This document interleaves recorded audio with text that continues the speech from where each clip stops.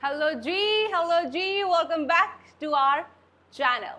कल हमने वीडियो छोड़ी थी कि दोनों देश की सीमाएं बहुत अलग अलग हैं, दूर हैं, फिर भी लड़ मर रहे हैं। तो इसी के साथ नो टाइम वेस्ट वीडियो को आगे बढ़ाते हैं। लेकिन उससे पहले पूछा गया कि सद्दाम क्यों ईरान के पीछे पड़ा था। ये वीडियो में आगे बताएंगे। मतलब हम भी थोड़े से चालाक हैं। वीडियो आप लास्ट तक देखो, उसके बाद अपने कमेंट सेक्शन के आंसर का जवाब लो। तो चलो गपशप के बाद में वीडियो शुरू करते हैं। और वीडियो शुरू करते हैं फिर एक किस्से से। क्या है वो किस्सा, ये जानने के लिए भी आपको वीडियो लास्ट तक देखना होगा कल की तरह। तो किस्सा है दोस्तों 19 अप्रैल 1939 ईरान का। ये मैं शुरू से शुरू कर रही हूँ। जो हमने कल बात की थी यानी कि 1980 की बात की थी, ये बिल्कुल शुरू से है।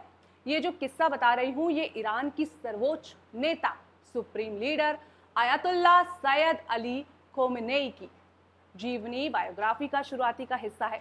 दोस्तों आज हम बात करने जा रहे हैं उस शख्स की जिसने ईरान की तकदीर बदल दी। उसका जन्म एक छोटे शहर में हुआ, लेकिन आज वो पूरी दुनिया की राजनीति में सबसे ताकतवर और विवादित लोगों में गिना जाता है। उसका नाम है सैयद अली खोमेनी।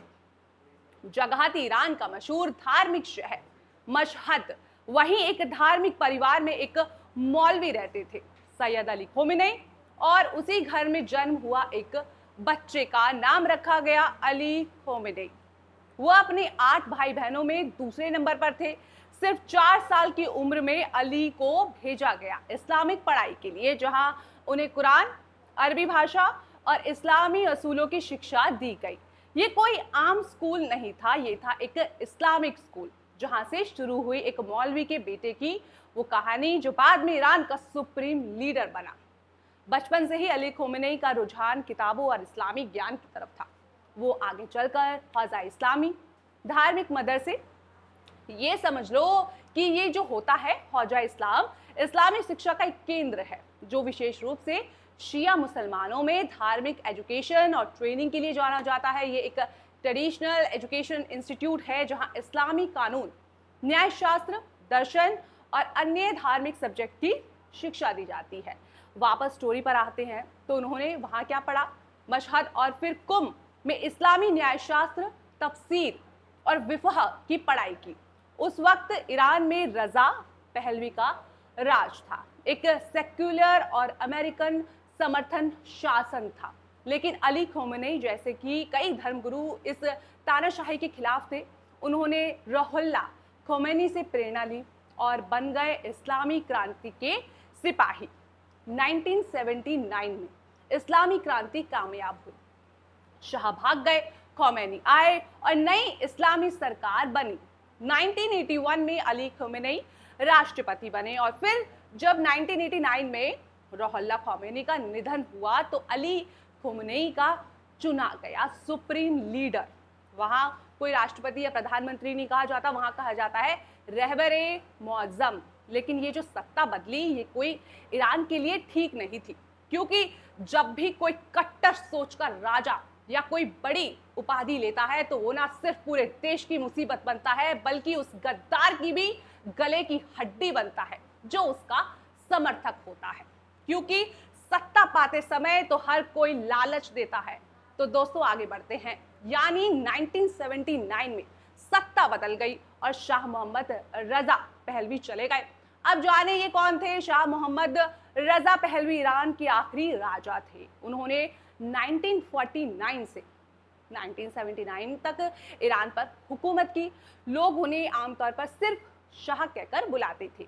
यानी कि 1967 में उन्होंने अपने लिए एक बड़ी उपाधि रखी जिसका नाम रखा गया शाहजहां, जिसका मतलब होता है राजाओं का राजा।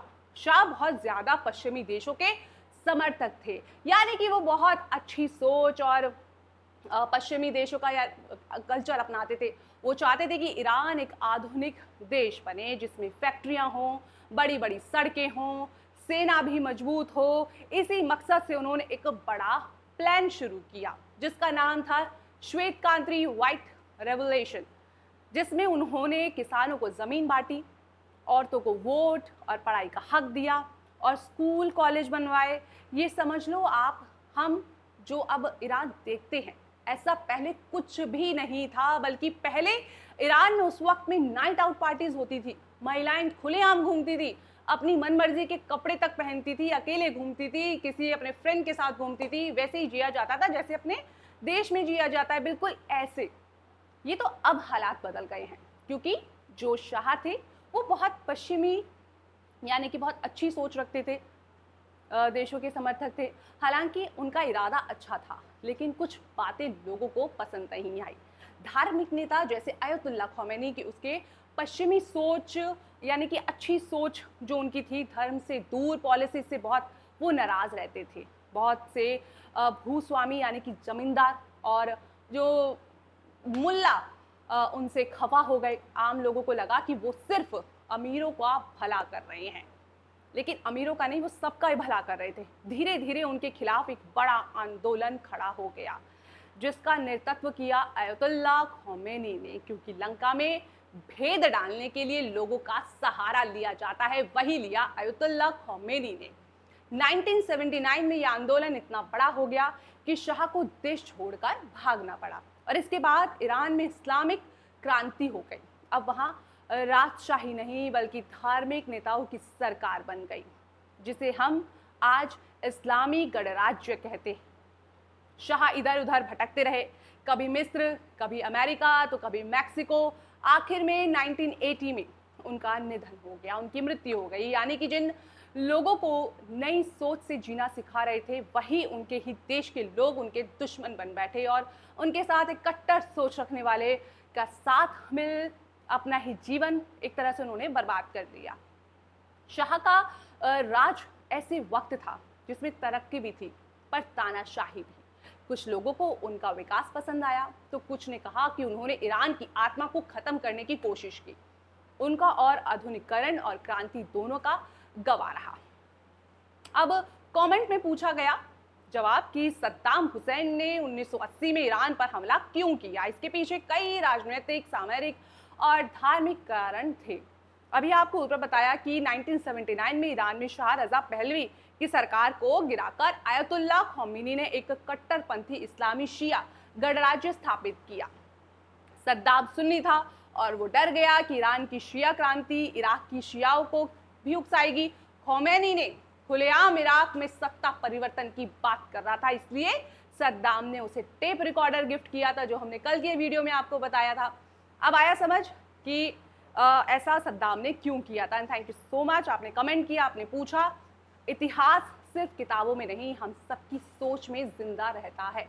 अगर आपको ये वीडियो और इसकी जानकारी अच्छी लगी हो तो हमें लाइक करें, कमेंट करें, बताएं कि इस दौर से अपने क्या सीखा, और आगे की कहानियों के लिए फॉलो या सब्सक्राइब जरूर करें। अगली बार फिर मिलते हैं इतिहास के किसी और पन्ने के साथ। नमस्कार।